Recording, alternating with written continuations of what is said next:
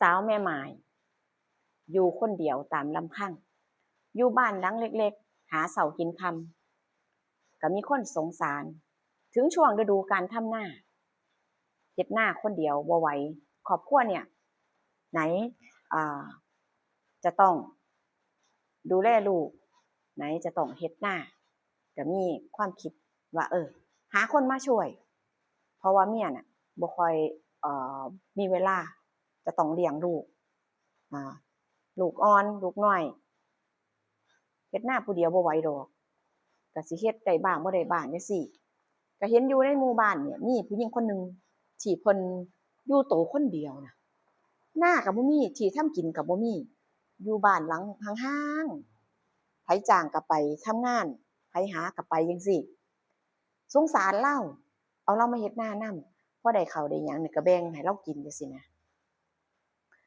แรกๆนี่ผัวก็บ่อยากเอามาดอกคันเอาคนอื่นมาเฮ็ดนำแล้วโอ้ยมันสิเป็นแบบจังไดล่ะจักเขาสิเฮ็ดส่ำใดถ้าเกิดว่าเฮ็ดพอแป๋ๆสิมีแต่เจ้าของเฮ็ดนี่ก็สิมาลำบากซื่อๆเดะแต่ว่าก็คิดไปคิดมา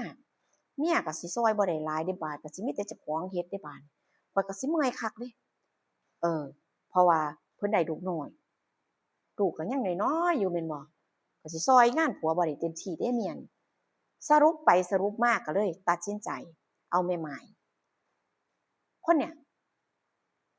มาเฮ็ดหน้านำก็แรกๆเนี่ยเราก็จะเที่ยวยามดำหน้าลูกกาอยู่จังซี่ก็เที่ยวไปพอเที่ยวไปจังซี่เนาะมันเมื่อยเดะค่ำๆมืดๆจังซี่โอ้บ่ไหวก็เลยเห็นดีเห็นงามว่ามาอยู่นำกันซะเถียงนานี่ก็หลังใหญ่อยู่ก็สิมีหม้องให้อยู่ให้เซาอยู่ดอกคือสำหรับเมียนี่ก็เห็นว่าเพิ่นอายุหลายกว่าก็นับถือเป็นพี่คนหนึ่งเป็นพี่สาวคนหนึ่งจังซี่เนาะนับถือคือเป็นพี่เป็นน้องจังซี่ก็ถือกันดีดีเดะเพิ่นไปเฮ็ดนานำจังซี่เนาะก็ถือกันดีแล้วเป็นคนที่ขยันเฮ็ดงานเก่งเฮ็ดงานเก่งบ่แม่นผู้ชายพู้นแหล้วก็คิดก็เว้ากันว่าบ่เสียทีดอกที่จ้างเพิ่นก็สิว่าจ้างบ่ก็บ่แม่นจังซี่นะพอได้ผลผลิตเข้ามาจังซี่ก็แบ่งให้จังซี่แหมคือด้วยความพออกพอใจเนาะก็ว่าแบ่งครึ่งไปเลยเมียว่าเราเฮ็ดเก่งเฮ็ดกว่าเจ้าอีกเดะผู้ใหญ่เขาก็ได้เข้ามาส่ำใดให้แบ่งครึ่งให้เราเลยเด้อเราแฮงบ่มีไผผัวก็บ่มีหาให้กินลูกเต้าก็บ่มีเบิ่งหาเช้ากินค่ำเขาจ้างก็ไปด้วยความเห็นอกเห็นใจนะมานี่ยามสิเกี่ยวข้าวเนาะยามสิเกี่ยวข้าวคือว่ามันต้องเกี่ยวแล้วค่ำลางเทื่อเฮ็ดนาเนาะมันค่ำจังได้เมื่อเดะจังได้กลับจังได้เมื่อจังซี่อุ๊ยสงสารเลาผู้หญิงเลาผ่านทางป่าหกป่าหยังให้เรามาอยู่นำกันก็มาอยู่นำกันอยู่นำกันเถียงนาก็กว้างพอสมควรแล้วอยู่ได้สบายด้วยความแบบถูกกันน่ะนะคนถูกกันคนดีกันจังซี่แหมก็โอเคพอมาอยู่นำกันเท่านั้นแหล้วบัดนี้คือว่าแหละเนาะน้ำหยดใส่หินทุกวันหินมันก็ก่อนเดะน้ำเซาะซ้ายเซาะไปเซาะไปน่ะนะพออยู่ความใกล้ชิดความใกล้ชิดแล้วแบบนี้เฮ็ดงานกัน2คนคือเมียนี่จะตัดบทบาทไปเลยคือว่าบ่ได้เข้าไปเฮ็ดไปวุ่นไปวายไปสุงสิงหยังมีหน้าที่เลี้ยงลูกแล้วก็เฮ็ดกับข้าวให้กินยามเช้ายามแลงลางเที่ยยามเช้านี่ก็ผู้อยู่นำเนี่ยผู้เฮ็ดนานำเนี่ยก็นึ่งข้าวไว้เฮ็ดกินเฮ็ดยาแล้วก็ลงไปหน้านาไปเกี่ยวข้าวไปหยังจังซี่คือแบบ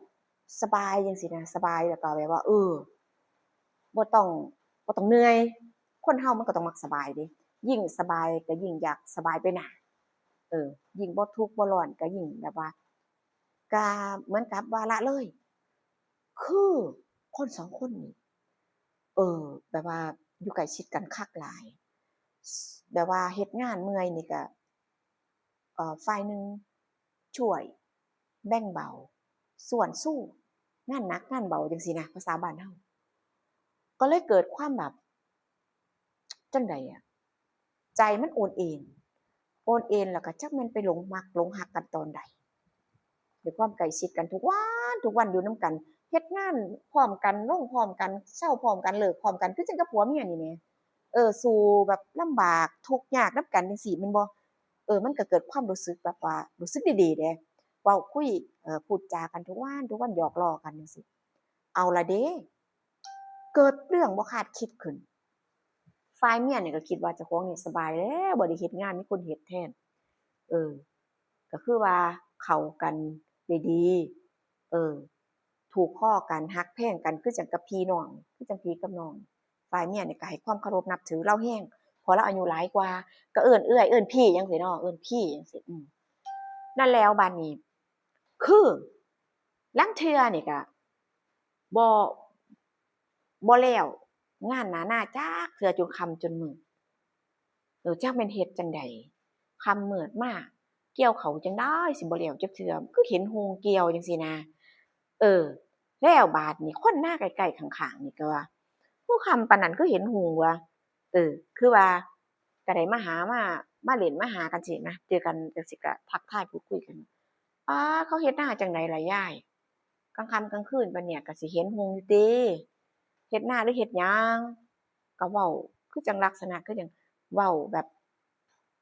หยอกแต่ว่าหยอกมันก็ไปสะกิดต่อม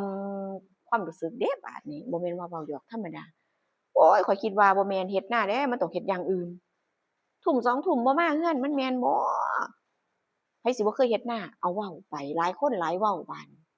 เมียก็เริ่มสงสัยเมียก็เริ่มสงสัยเริ่มคิดแล้วว่าเอ้าบ่แม่นว่าน่ะแม่นแล้วติหรือว่ามันสิเป็นอย่างที่เขาว่าน้อนะคิดนะเมียก็คิดนะ ก็เริ่มมีความคิดว่าวันนั้นน่ะลูกอะนอนแบบว่าตั้งแต่6โมงเนี่ยลูกน่ะนอนบ่ตื่นก็เลยว่าป้าไปเบิ่งจักข่าวก่อนนะเขาเฮ็ดอิหยังกันค่ำๆมืดๆคือบ่มาคือสิรู้คือสิมันแท้ฟ้าวอยากแล้วแรงแท้ข้าวนั่นเมียก็ลัดทุ่งลงไปย่างลัดธงลงไปหา2คนนั่นเออลัดลงไปเงียบ คือมิดคือเงียบแท้เห็นว่าเฮ็ดงานไปเฮ็ดอยู่หม้องใดมันก็ต้องเฮ็ดอยู่นี่ตั่วแต่ว่าปลายนาเนี่ยมันก็จะมีกระท่อมหลังน้อยๆเอาไว้สำหรับเมื่อยก็นั่งพักนั่งเซาความร้อนเนาะมันแดดจังซี้นะพอได้นั่งพักบ่ได้หลังใหญ่อิหยังมากมายเดะ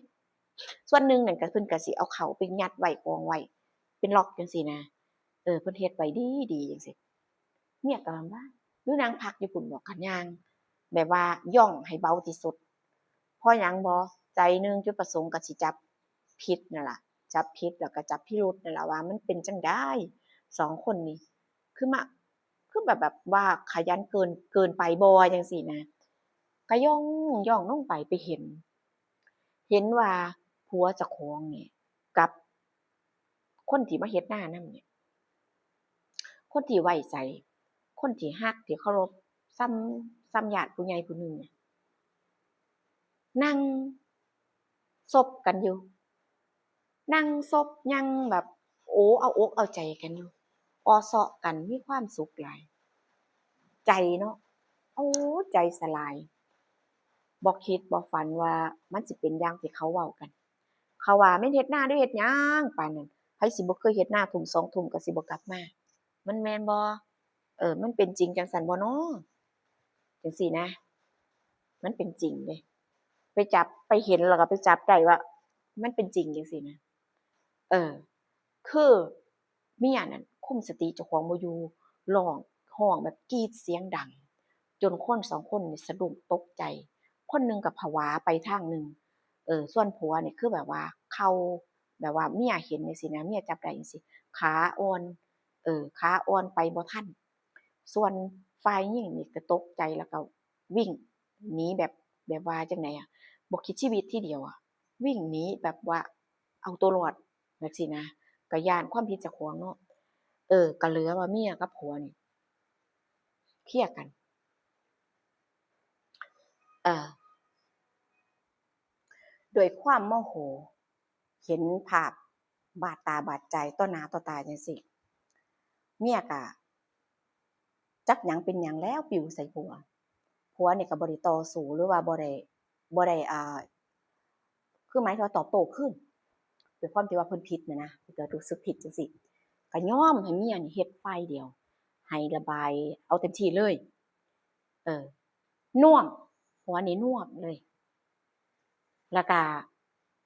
พอเวลาผ่านไปจังซี่ก็ไปเว้ากันเนาะไปเว้าไปแบบว่าจะได้เจรจากันจังซี่ว่าสิเอาจังได๋อีหยังจังซี่นะเมียนั่นก็เลยตัดสินใจว่าทางญาติพี่น้องฝ่ายผู้ใหญ่เนี่ยก็มากันมากหน้าหลายตาเมียตัดสินใจด้วยการว่าบ่เอาผัวนี่บ่เอาคืนข่อยสิหนีมาอยู่นำพ่อแม่ข่อยบ่เอาข่อยยกให้เบิดยกผัวนี่ให้กับผู้หญิงที่ไปเฮ็ดหน้านำน่ะแถมข้าวให้พร้อมข่อยบ่เอาหยังข่อยพอใจแรงพอใจอิ่มเอมพอในใจหลายจังซี่นะให้หมู่สูไปอยู่นำกันซะอย่างมีความสุขไปโลดเมียก็หอบเสื้อผ้าเอาลูกเนี่ยมาอยู่นำแม่อยู่นำเมียนำพ่อว่าบ่เอาแล้วว่าคนเนี่ยเลิกปะบ่เอามานี่เนาะคือผัวน่ะก็โดยใจหนึ่งจังซี่นะโดยใจหนึ่งจังซี่ก็คือแบบว่าคนเฮามันต้องรักแหละมันจังสิมีใจแล้วก็มีอีหยังกันได้จังซี่นะพอเมียปฏิเสธเมียบ่เอาก็คือว่าเจรจาตกลงกันแล้วเนี่ยก็เลยไปตามเอาผู้หญิงคนนั้นน่ะผู้หญิงคนที่มาเฮ็ดหน้านำเนี่ยมาอยู่นำก็ในเมื่อว่าเมียบ่เอาแล้วก็แสดงว่าให้อิสระแก่ผัวแล้วแม่นบ่ล่ะเพราะว่าคุยกันแล้วเด้ก็ไปเอามาอยู่นำกันใช้ชีวิตอยู่ต่อไปแล้วก็เฮ็ดนาเฮ็ดตามที่เคยเฮ็ดนั่นแหละคนในบ้านญาติพี่น้องก็ว่าคือซัวแท้คือถิ้มผัวแล้วก็ถิ้มข้าวในนาให้เขาไปเทิงเขาล่ะมีแต่ได้กับได้เทิงแจกเทิงแถมอุ๊ยเป็นหยังคือไปยอมให้เขามีความสุขจังซั่นบางคนก็เห็นเดะมีความเห็นว่าแบบนี้ส่วนเมียนี่ว่าบ่เอาแล้วครั้งนี้มันเป็นจังซี่ครั้งหน้ามันก็สิเป็นมันบ่ซื่อผัวบ่ซื่อสัตย์ต่อเมียนี่บ่ซื่อสัตย์ต่อซึ่งกันและกันจังซี้อยู่ไปข้อยก็บ่มีความสุขดอกจังซี้นะคือแบบว่าก็น่าเห็นใจแม่นบ่เพราะว่าเมียน่ะเชื่อใจเด้รักผัวแล้วก็เชื่อใจเพราะว่าผัวก็เป็นคนดีมาตลอดอาแต่ว่าก็ยังว่าแหละมันน้ำเซาะทรายเนาะคน2คนอยู่ใกล้ชิดกันจังซี่นะโอกาสที่จะเป็นไปน่ะมันหลายบ่ว่าไผคือกันแหละ90%เลยแหละถ้าจะเป็นแบบนี้ความสัมพันธ์มันจะเริ่มเปลี่ยนอืมเพราะว่าใจคนมันก้อนเนื้อเดะบ่แม่นก้อนอิฐก้อนปูนมันก็สามารถที่จะเกิดขึ้นได้เมียก็บ่เอาไผว่าหยังก็สร้างบ่เอาแล้วเบื่อแรงเอื่อมระอาแรงคือคนที่รักทั้งสองคนจังซี่นะไว้อกไว้ใจจังซี้มาทรยศกันจังซี่เนาะมันเจ็บปวดแรงเดะเราก็เลยตัดสินใจบ่เอาให้เขาไปมีความสุขกันเขาก็ไปมีความสุขกันอีหลีเขา2คนก็กลับมาหากันคือเก่าแล้วก็มาอยู่กันอย่างมีความสุขยายนั่นก็มาได้ผัวญ้อนไปเฮ็ดนารับจ้างได้เทิงผัวได้เทิงข้าวโอ้แต่ว่าโชคดีคักเนาะข้าวก็น่าเป็นทงว่าซั่นข้าวบ่แม่นน้อยๆเดะข้าวก็น่าเป็นทงบ่แม่นน้อยๆไผบ่เอาแล้วไผบ่เอาก็บ้าแล้วแต่ว่าคนที่สูญเสียติมันก็น่าเห็นใจอะนะพี่น้องไว้ใจหลายมันก็บ่ดีเดะบ่ไว้ใจหลายก็บ่ดีอีกเอาให้มันพอดีพองามแต่ว่าทั้งนี้ทั้งนั้นจั่งใดก็ซื่อสัตย์ต่อกันอย่าสินอกอกนอกใจกันมีคนเดียวก็รักคนเดียวก็พอแล้วมันจั่งบ่เกิดปัญหาเรื่องราวนี้ผัวเป็นชู้กับคนรู้จักแล้วก็ไว้ใจได้จบลงแล้วนะคะขอบคุณทุกการรับชมเจอกันคลิปหน้าพี่น้องดูว่าผู้สิมีเรื่องราวหยังมาเล่าให้ฟังอีกสำหรับคลิปนี้ไปแล้วนะคะสวัสดีค่ะ